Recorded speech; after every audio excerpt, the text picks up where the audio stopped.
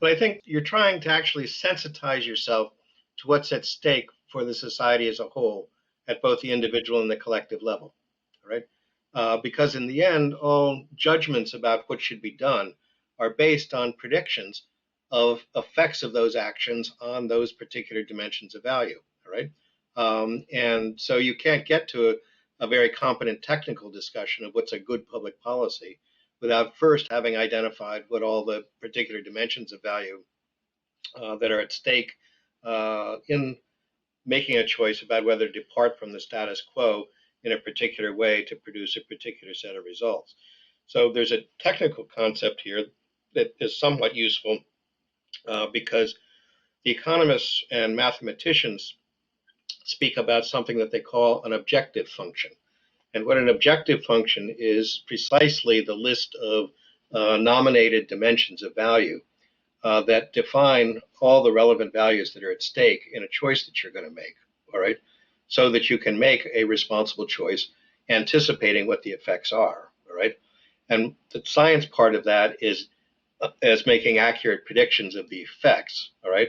The philosophical part of that is being able to properly weight the importance of those different dimensions of value and make a choice that maximizes the overall value of all the effects across all dimensions. Right now, in fact, we never get there. Right, and you could imagine that the technical requirements of optimization in public policy can't ever be met. Right, as a technical matter as well as a philosophical matter. Right, when you think about it, even a consumer making a choice about whether to buy a product or not doesn't really know how he or she is precisely weighing the attributes or values of a particular product or service. Right? And it's not as though they sort of write, I mean, Consumer Reports tries to write down the 100 different attributes of any particular product, right?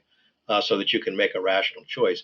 But most people don't actually go through and rank things on that basis. They go and look at something, and then in some kind of normative leap, they say, I want to buy this. And we don't, that person doesn't really know what they value until they make that decision. All right. And you can imagine that the same would be true of a collective. All right. That it doesn't really know what it values until it decides. All right.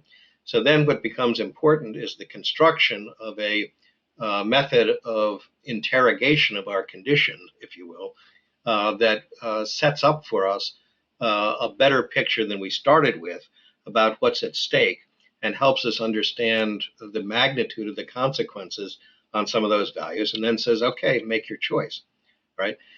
Now, there's one other thing that I want to mention about this, which is that everybody, and particularly my economist friends, love to say that there's no such thing as a free lunch, right?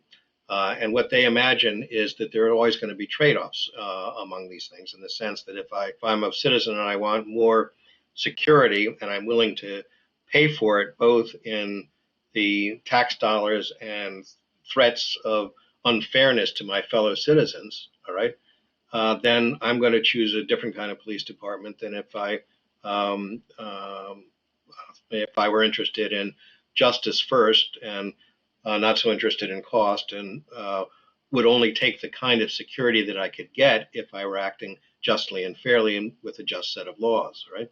So what we end up with then is this interesting question about how do we make those collective decisions, and to what extent can we join the messy processes of politics to the logic of optimization, if you will, to reach a satisfying choice about what could be produced. Now, as I say, the economists always like to say that we'll face a trade-off there, all right?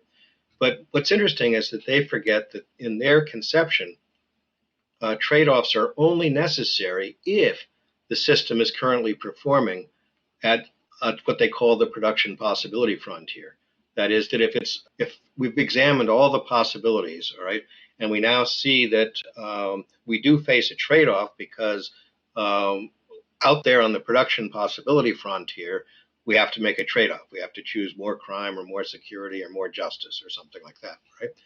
But the fact of the matter is that we're probably never at the production possibility frontier. And so there's always this interesting question of whether and to what degree we can find the means for producing more of what it is that we like.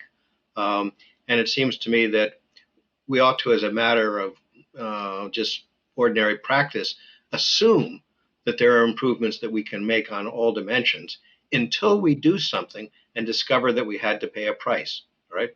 Now, the fact of the matter is we never gather enough information to know exactly where that production possibility frontier is.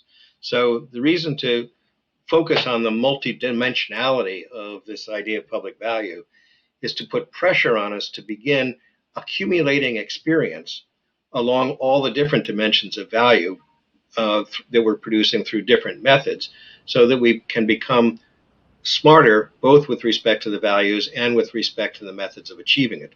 And anytime somebody tells you, well, we're going to face this trade-off, you say, well, okay, maybe, but let's try it. If we think there's an opportunity to improve on one dimension, and we can't see that there's a real huge result in terms of loss with respect to the other, let's give it a try. We don't do anywhere near enough experimentation or evidence gathering to show us what's possible against all dimensions of value that are out there that are important to us.